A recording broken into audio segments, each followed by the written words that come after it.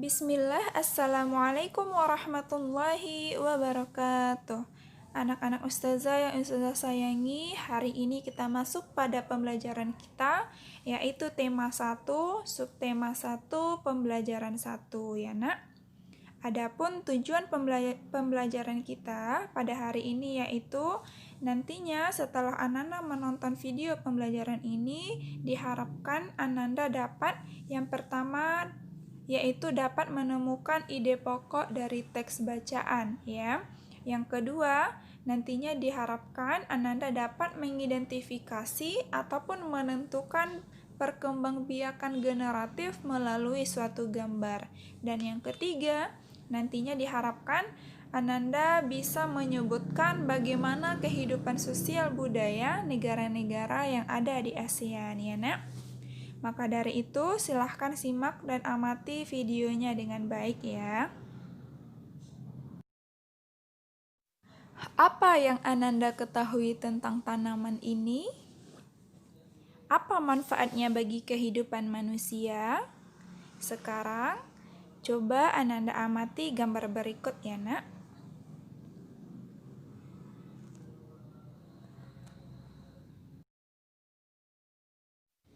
Hewan dan manusia memperoleh manfaat dari tumbuhan ya nak. Adapun manfaat tumbuhan bagi manusia yang pertama yaitu sebagai sumber energi bagi manusia.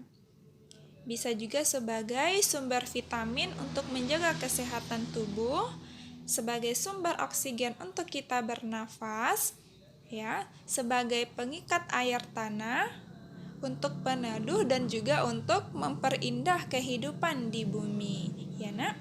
Adapun manfaat tumbuhan bagi hewan yaitu sebagai sumber energi bagi hewan tersebut.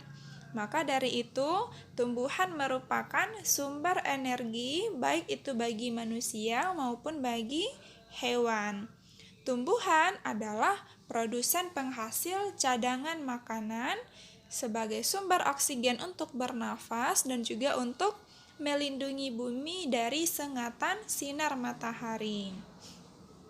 Sekarang, apa yang akan terjadi jika tidak ada tumbuhan? Maka manusia dan hewan tidak memiliki sumber makanan, ya nak. Sekarang Ananda amati dan baca dengan teliti teks berikut, yaitu bagaimana jagung berkembang biak. Ya, Ananda pause video ini ya nak untuk bisa membaca ataupun memahami ya bacaan ini dengan baik. Bisa Ananda hentikan sejenak ya. Setelah ini kita akan belajar bagaimana cara menentukan ide pokok dalam suatu paragraf. Yang dimaksud dengan ide pokok yaitu ide ataupun gagasan yang menjadi pokok pengembangan paragraf ya nak. Ide pokok itu adalah gagasan pokok dari suatu paragraf. Nama lain dari ide pokok adalah gagasan utama ya, atau gagasan pokok. Dan ide pokok ini terdapat di kalimat utama. Jadi, cara mudah untuk menentukan ide pokok ya, karena dia terdapat di kalimat utama, maka kita bisa melihat ya nak, apakah kalimat ide pokoknya terdapat di awal paragraf ataupun di akhir paragraf ataupun di awal maupun di akhir. Karena kalimat utama itu bisa terletak di awal paragraf atau kita kenal dengan paragraf deduktif. Bisa juga terdapat di kalimat terakhir pada suatu paragraf atau kita kenal dengan paragraf induktif, atau bisa juga terdapat di awal maupun di akhir suatu paragraf. Maka untuk mencari ide pokok, maka kita lihat kalimat pertama ataupun kalimat terakhir atau gabungan dari kedua kalimat tersebut. Kalimat pertama dan kalimat terakhir ya nak. Maka caranya adalah yang pertama kita baca keseluruhan paragraf dengan cermat ya nak. Kita baca dari awal sampai akhir, kita baca kalimat pertama hingga kalimat terakhir. Setelah itu barulah kita bisa menemukan ide pokoknya. Ya, kita fokus pada masing-masing paragraf ya, Nak. Kita mulai dari paragraf 1 misalnya. Kita baca kalimat pertama hingga kalimat terakhir. Setelah itu barulah kita tentukan kalimat mana yang menjadi ide pokoknya. Apabila di awal paragraf, maka itu kita sebut dengan paragraf deduktif ya, Nak. Kalau di akhir kita sebut dengan paragraf induktif. Maka yang dimaksud dengan ide pokok ini adalah suatu gagasan pokok dalam suatu paragraf ya, Nak. Maka cara mudahnya tadi ya, Ananda cermati kalimat mana yang menggambarkan keseluruhan isi suatu paragraf tersebut. Ya. Ananda baca dengan teliti, dengan cermat, kalimat mana, apakah kalimat pertama atau kalimat terakhir ataupun gabungan dari kalimat pertama dan kalimat terakhir dalam suatu paragraf. Yang mana kalimat tersebut bisa menggambarkan secara umum maksud ataupun isi dari paragraf tersebut ya.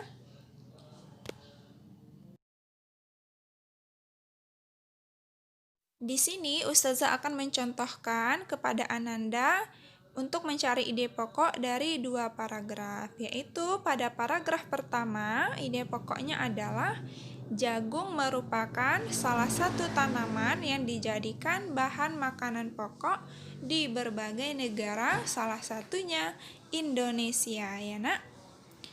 Dan ide pokok pada paragraf kedua yaitu jagung dikembangbiakan dengan menanam biji. Dan untuk 3 paragraf lainnya Ananda cari, dan ini adalah tugas Ananda untuk hari ini ya, Nak. Salah satu tumbuhan yang berkembang biak dengan bunga adalah jagung. Tepung sari pada bunga jagung akan terbawa angin ketika angin bertiup ya, Nak. Tepung sari yang terbawa angin tersebut akan jatuh di kepala putik yang terletak di bagian bawah bunga pada pohon jagung yang lain.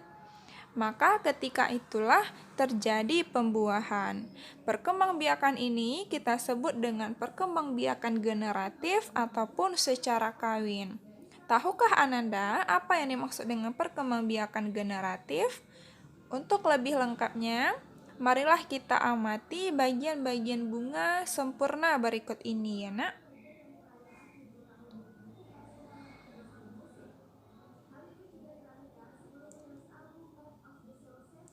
Ini adalah bagian bunga sempurna, bisa Ananda lihat.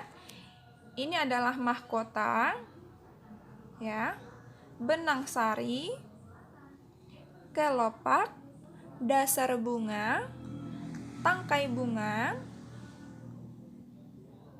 bakal biji, tangkai putik, kepala putik, tangkai sari, dan kepala sari. Ya.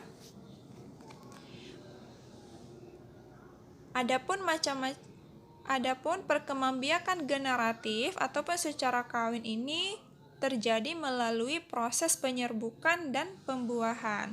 Perkembangbiakan generatif pada tumbuhan diawali dengan penyerbukan, yaitu melekatnya ataupun jatuhnya serbuk sari ke kepala putik. Setelah terjadi penyerbukan, pada serbuk sari tumbuh buluh serbuk sari yang menuju ke ruang bakal biji. Kemudian barulah serbuk sari tersebut akan masuk ke ruang bakal biji melalui buluh serbuk sari. Di dalam ruang bakal biji terjadi pembuahan, yaitu peleburan serbuk sari, ya, Nak, dengan kepala putik. Dan hasil dari pembuahan tersebut maka terbentuklah zigot. Zigot ini berkembang menjadi lembaga, lembaga berkembang menjadi bakal biji berkembang menjadi biji dan bakal buah, kemudian bakal buah berkembang menjadi daging buah. Lembaga yang berada di dalam biji merupakan calon tumbuhan baru. Tumbuhan yang berkembang biak secara generatif antara lain adalah ada padi, mangga, durian, dan jambu ya.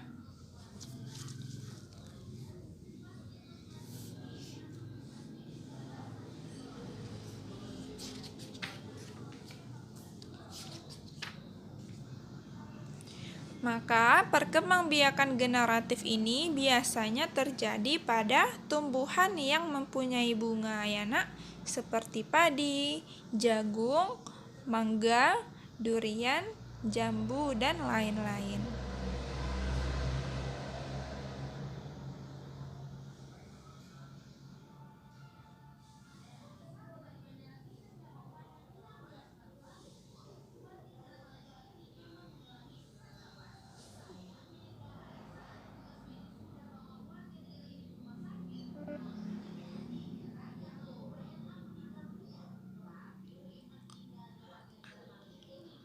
Adapun macam-macam penyerbukan ya, penyerbukan dengan bantuan hewan. Kegiatan penyerbukan dengan bantuan hewan ini dimulai saat hewan mengambil sumber nektar ya nak.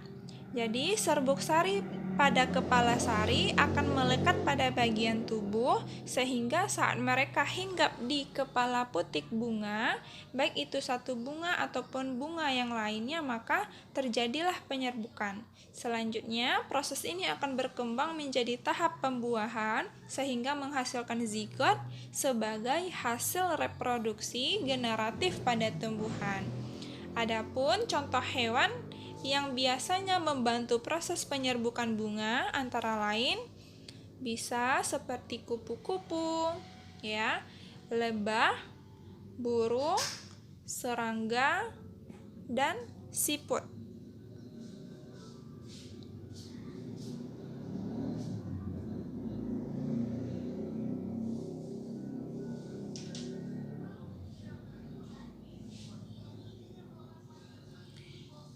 Selain penyerbukan dengan bantuan hewan, penyerbukan juga bisa dilakukan dengan bantuan manusia, ya.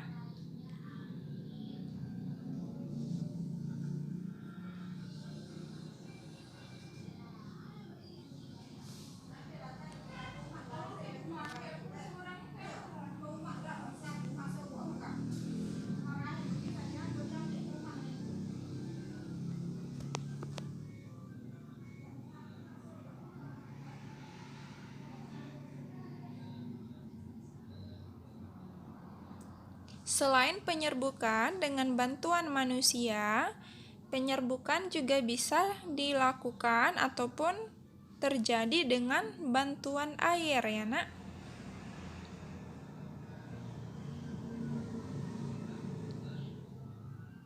Dan yang terakhir, penyerbukan dengan bantuan angin seperti pada jagung sebelumnya ya, pada jagung tadi. Adapun contoh tanaman lain yang penyerbukannya dengan bantuan angin itu biasanya ada jagung, gandum, ataupun padi ya.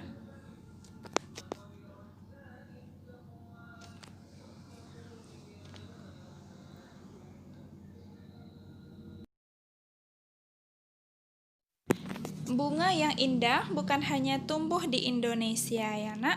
Negara-negara lain seperti negara tetangga pun memiliki bunga yang cantik. Kenapa bisa demikian? Karena kondisi geografis negara kita yang hampir sama dengan mereka. Bunga yang tumbuh pun tidak jauh berbeda jenisnya ya. Sekarang ini adalah 10 negara anggota ASEAN ya nak, bisa Ananda amati.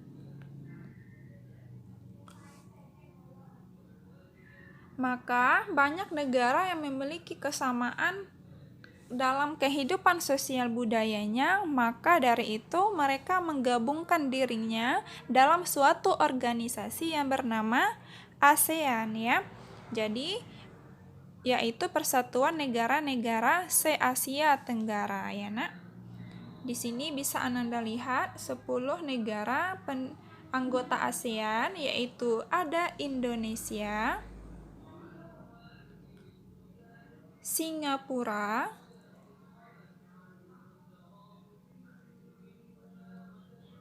Kamboja,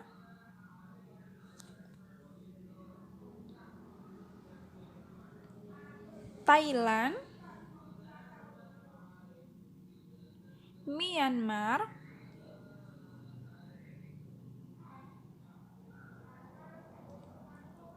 Laos, Vietnam,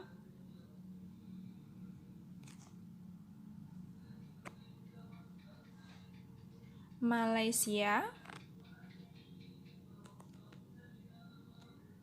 Filipina,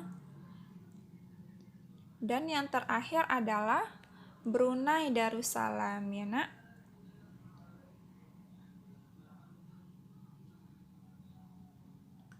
Dan adapun 5 negara pendiri ASEAN yaitu ada negara Indonesia, Malaysia, Singapura, Thailand, dan Filipina.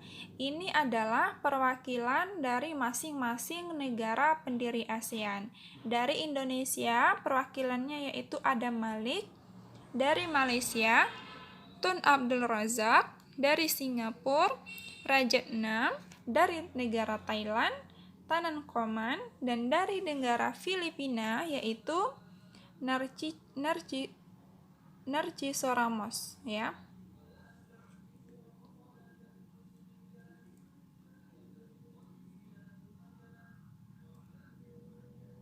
Dan sekarang kita akan membahas bagaimana kehidupan sosial budaya masyarakat ASEAN, ya nak.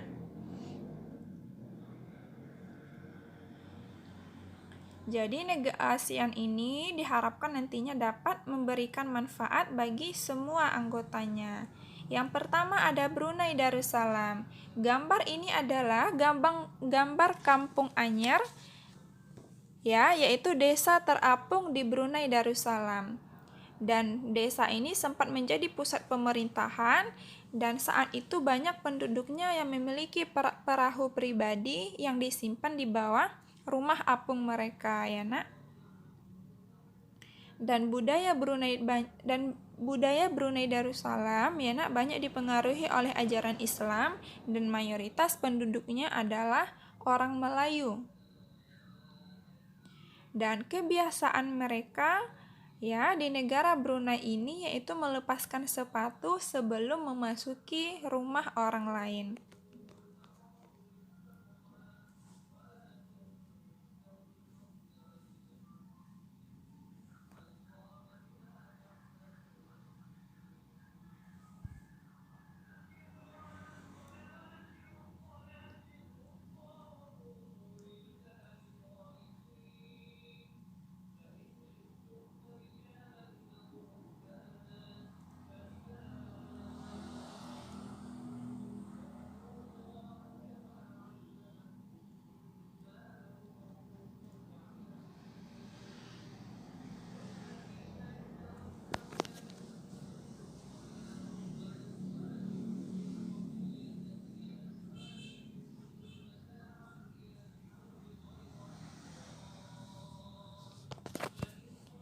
Yang kedua, ada negara Malaysia, yaitu ini adalah gambar patung Dewa Murungga, ya nak, yang merupakan suatu patung yang berukuran 42,7 meter, ya nak.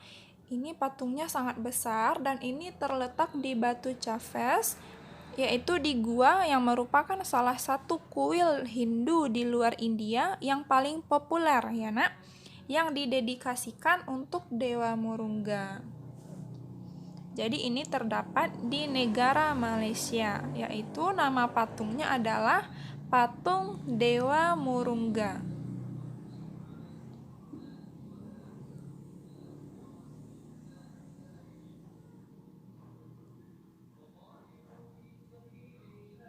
Adapun 3 kaum utama di negara Malaysia yaitu ada Melayu, Cina, dan India. Dan musik tradisionalnya banyak dipengaruhi oleh budaya-budaya dari sana, ya nak. seperti budaya dari negara Cina, dari Islam, India maupun Indonesia. Dan makanan khasnya adalah nasi lemak. Selanjutnya yaitu negara Filipina.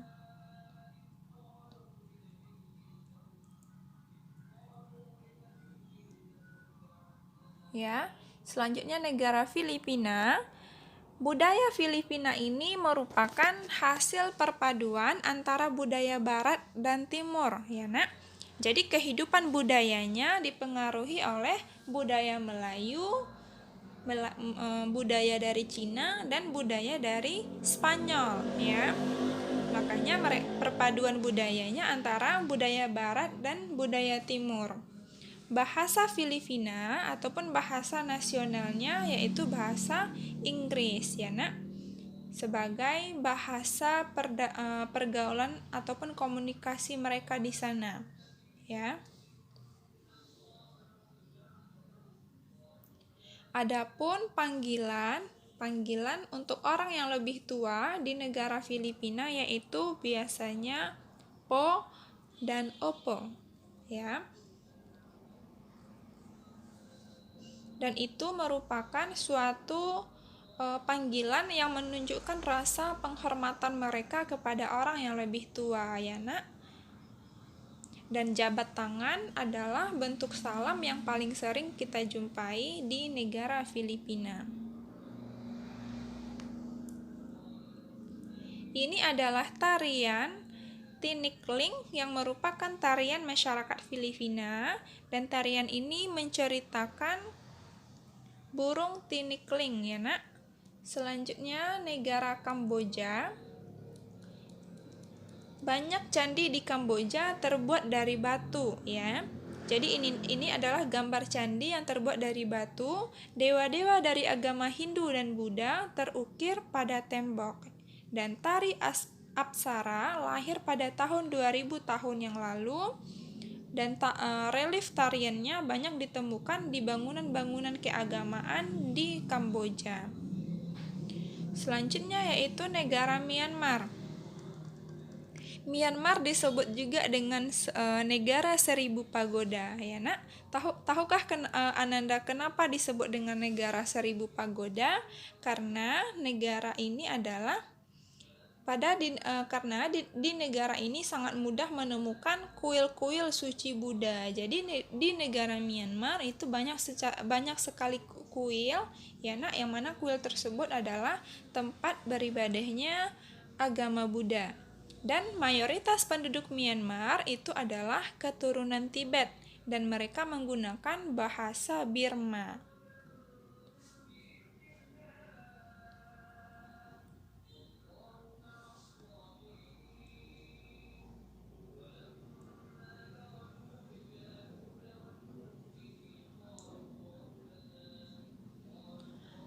Pakaian tradisional Myanmar atau disebut juga dengan longyi, ya. Longyi ini mirip seperti sarung di Indonesia, ya.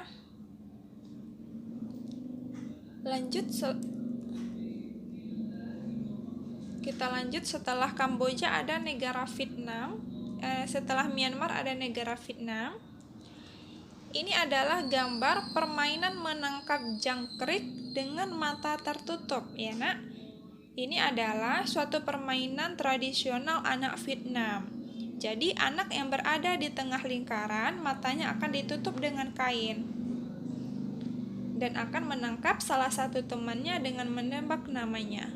Lanjut ke negara Laos. Nama Laos sendiri berhubungan dengan penemunya yaitu Ai Lao, ya. Orang Laos terkenal kesabaran dan kesederhanaannya. Hal ini terkait dengan ajaran agama Buddha yang banyak dianut oleh masyarakat Laos.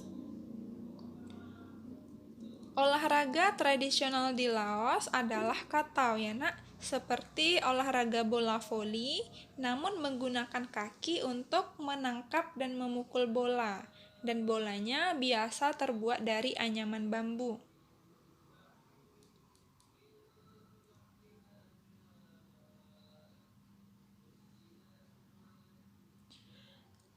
Negara selanjutnya yaitu negara Singapura.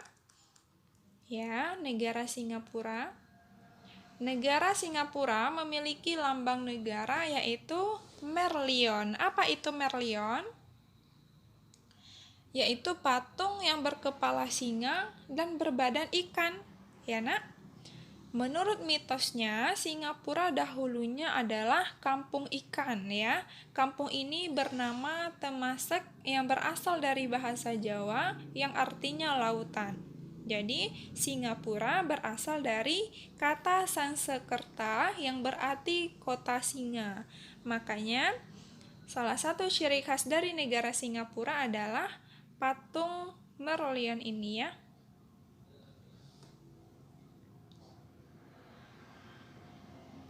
Dan kebanyakan penduduk di negara Singapura berasal dari Cina, Melayu, India, dan Eropa. Dan mereka memiliki 4 bahasa yang resmi, yaitu bahasa Melayu, bahasa Mandarin, bahasa Inggris, dan bahasa Tamil. Dan budaya masyarakat Singapura yaitu jalan kaki ya Nak. Sekitar 80% masyarakatnya memilih untuk berjalan kaki kemana-mana. Baik itu pergi sekolah, pergi bekerja, ya, pergi beribadah. Rata-rata mereka 80% itu mereka memilih untuk berjalan kaki. Karena apa? Karena hal ini disebabkan harga kendaraan, yaitu mobil maupun bahan bakar di negara Singapura sangat mahal ya. Selanjutnya negara Thailand. Thailand adalah salah satu-satunya negara di ASEAN yang tidak pernah dijajah oleh bangsa Eropa ya Nak. Ustazah ulangi, Thailand adalah satu-satunya negara di ASEAN yang tidak pernah dijajah oleh bangsa Eropa ya. Thailand sendiri yaitu berasal dari bahasa Thai yaitu Pratet Thai yang artinya tanah kebebasan ya Nak. Sejak tahun 1800-an Thailand berubah nama antara lain yaitu Siam ya dari bahasa Sanskerta yang artinya gelap atau kecoklatan berubah menjadi Thailand. Dan wilayah di Asia Tenggara dibagi menjadi 2 daratan, yaitu ada daratan yang berbentuk semenanjung ya seperti Laos, Myanmar, Thailand, Kamboja, Vietnam, dan wilayah Malaysia yang di bagian barat. Serta ada juga daratan yang berbentuk gugusan kepulauan seperti Filipina, Indonesia, Malaysia bagian timur, Singapura, dan Brunei Darussalam.